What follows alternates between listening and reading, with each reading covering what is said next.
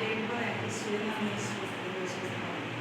ഇന്നലെ മംഗാളിൽ 11 മണിയായപ്പോൾ യേശു നമ്മൾ വെള്ളത്തിലിട്ടിട്ട് ഷോളൊക്കെ കർത്താവിനെ വഴിയെ കൊണ്ട് ചാട്ടവാറം അടിച്ച് നമ്മൾ നാടുകാരുടെ കണ്ടു. പിന്നെ മാതാവിന് വേണ്ടി പ്രാർത്ഥിക്കാനുള്ളത് പറഞ്ഞിട്ടുണ്ട്.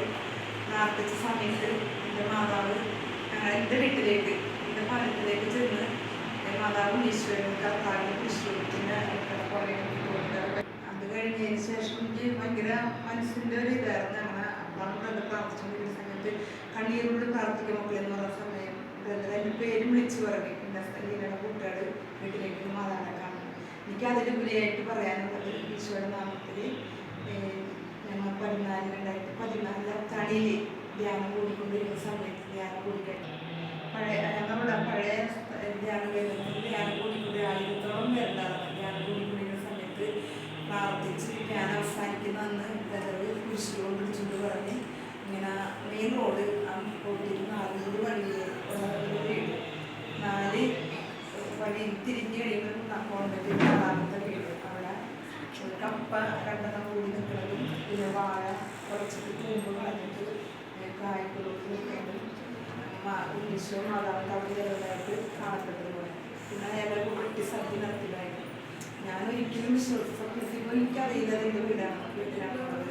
ഇവിടെ തന്ന വെള്ളം എനിക്ക് വെഞ്ചിരിച്ച് തന്ന വെള്ളം കൊണ്ട് ഞങ്ങൾ ഇവിടെ നിന്ന് വീട്ടിൽ വഴിക്കാറുണ്ട്. ഞാൻ വീട്ടുകാരായിട്ട് ഞങ്ങൾ ഇവിടെ ഞാൻ അവിടെ ചെന്ന് രാത്രിയിൽ നേരം എടുത്ത് തന്നെ മാസത്തിൻ്റെ ആദ്യ വെള്ളിയാഴ്ച ചെറുപ്പള്ളി പള്ളിയിൽ കുർബാനക്ക് പോയി വന്നു കഴിഞ്ഞതിന് ശേഷം ഞങ്ങളുടെ പരിസരത്തൊക്കെ നോക്കിയപ്പോൾ ബാത്റൂമിൽ ബ്രദർ പറഞ്ഞ പോലെ തന്നെ 8 കൂടി 2 കപ്പമരം അത് നമുക്ക് കപ്പിൻ്റെ പുറവശത്ത് നോക്കിയപ്പോൾ വാടല വെട്ടിയിട്ടേക്കണം, അടപ്പ് കൂട്ടിയേക്കുന്നത് ഷീറ്റ് വലിച്ച് കെട്ടിയിട്ട്. അപ്പോൾ എൻ്റെ അനിയൻ്റെ ഭാര്യനോടൊക്കെ ചോദിച്ചപ്പോൾ പറഞ്ഞ് മാസമൊടുക്കം അവസാനത്തിൻ്റെ പേരിൽ പാച്ചോട്ട് വിളമ്പിയതാണ് 10-35 പേർക്കെന്ന് പറഞ്ഞു.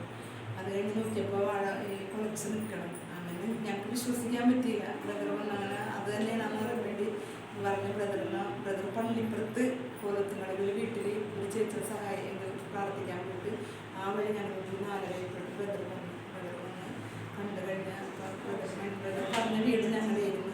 അത്രമാത്രം മാതാവ് ഞങ്ങൾ അനുഗ്രഹിച്ച് ഞങ്ങൾക്ക് മോനെ പുറത്തേക്ക് പോകാൻ മാതാവ് ബ്രദർ പ്രാർത്ഥിച്ച് ഡിസംബറിൽ തന്നെ സൗകര്യം.